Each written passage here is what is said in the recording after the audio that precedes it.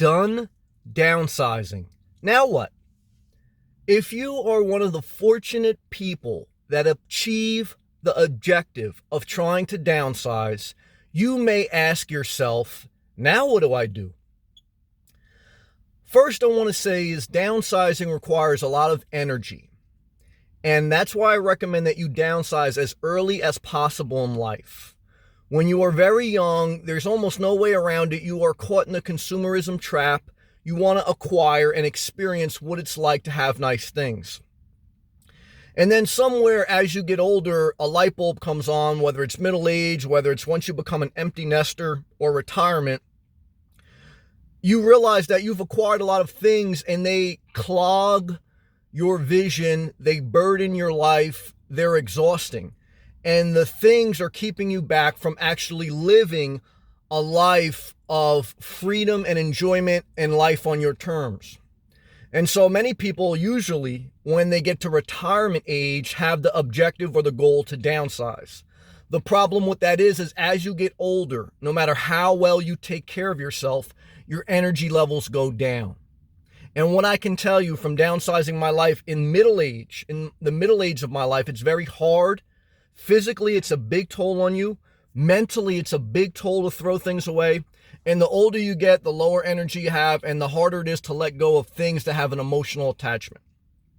So one of the gems in this video is downsize as early as possible, because as you get older, it gets harder.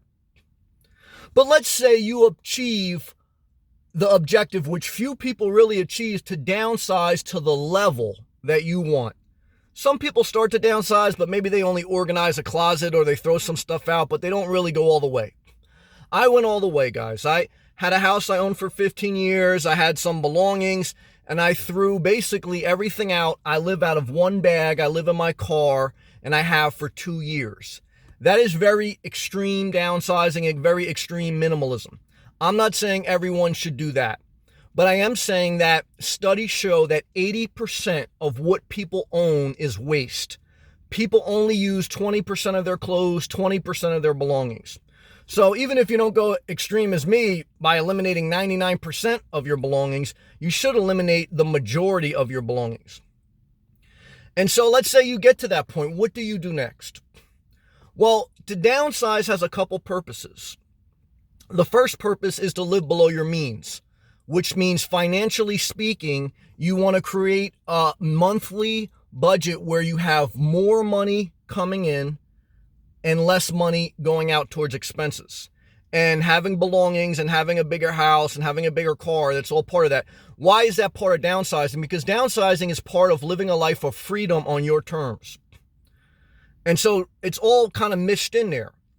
So once you get rid of the belongings that are inefficient, that's what downsizing is, becoming more efficient so that you can do more things with your energy, more things with your time, and more things with your money.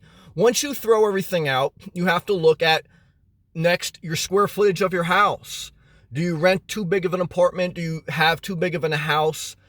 One person only needs 250 square feet or less to live comfortably, to live fine. I mean, I live in 30 square feet basically. So now maybe you say, hey, look, I don't need to downsize my house. I'm already living in a small house. I don't want to change it. It's below my means, or I'm renting a room. So what do I do next? Okay. So after you downsize your belongings, if your dwelling, your house, your RV or whatever, it's not too big and it's below your means, then check that off the list. The next is, if you don't live in your vehicle and you have a vehicle, do you have too expensive of a vehicle? Is it too big? Is it too inefficient gas-wise, etc.? Again, you may have a big vehicle, but you say, hey, it's below my means. It's what I want. Check. So you throw away your stuff. Your housing needs to be minimalized. Your car needs to be minimalized. Now, here's the final part of downsizing. Here's now what?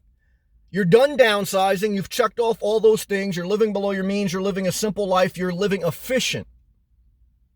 Now you live the creative, unique self that you are, and you start using your gifts at full capacity. When you create a life of downsizing, you are increasing your efficiency. Your time, your energy, your resources are not going to things, to stuff, to houses, to materialistic belongings.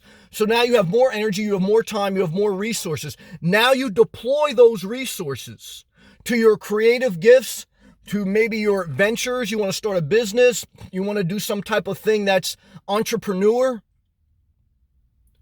You want to do an adventurous thing, you want to travel. The whole point of downsizing is so that you can create a life where you have more resources to deploy on the creative, unique things that you were put on this earth and you were meant to do, and that you want to do, you want to try, you want to experience. But you can't do that when you have a bunch of stuff weighing you down. You can't travel at full capacity when you know you have to go back to misery. When you got a bunch of stuff, a bunch of belongings, a bad budget to go back to. You can't do a YouTube channel. That was part of my reason for downsizing. That's part of the creative gift I wanted to use. But you can't use it at full capacity when you have a inefficient life that's weighing down your mind.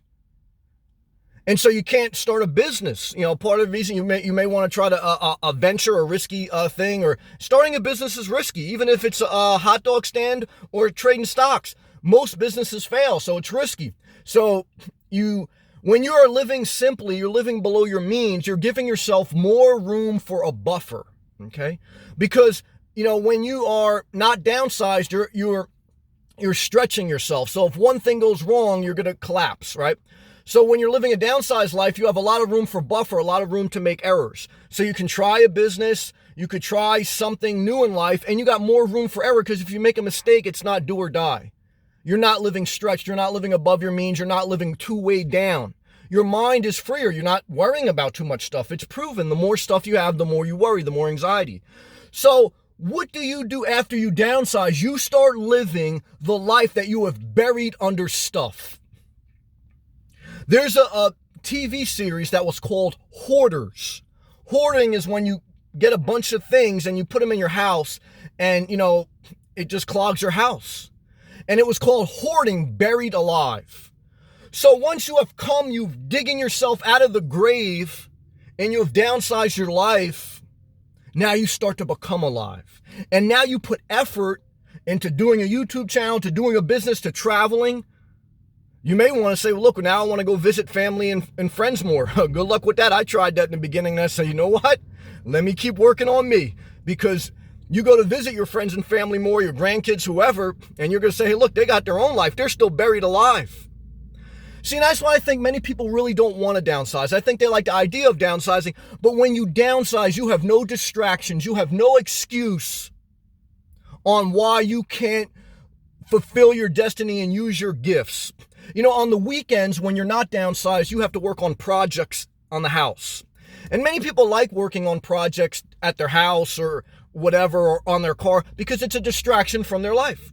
Most people want to be distracted. Most people don't want to have to look in the mirror and say, what am I here for? What are my gifts? What can I use? What makes me happy? What makes me inspired? That can cause a lot of work. If you got nothing else to do, are you working out every day? Are you taking care of yourself? Are you eating healthy? When you're downsized and you're not running, from the laundromat to the Home Depot to the whatever, your excuse for years for eating unhealthy was you don't have the time, you don't have the money. So now you've downsized your life. You got more time, you got more money, you got more resources. There's no excuse to be eating Chick-fil-A laying around all day. See, many people don't want that. They want an excuse. So what do you do next? You start living your best life, okay? You start living life on your terms, okay? And you stop with the excuses. See, and many people don't like that. They want the excuse. You have to decide, what type of life do you want? And that's why I think it's very few people that get to the level of downsize and they say, you know what? I'm about to kick some ass. I'm about to kick my own ass. People don't want that. People want to be buried alive. Don't be buried alive, guys. Go out there, make a way. Live free, live simple, and then use your gifts. That's what's next, okay? Stay positive, stay forward, and downsizing includes relationships. Remove any inefficient, unthankful, ungrateful relationship that's in your life. Most people don't want to do that. Most people want to enable their spouse.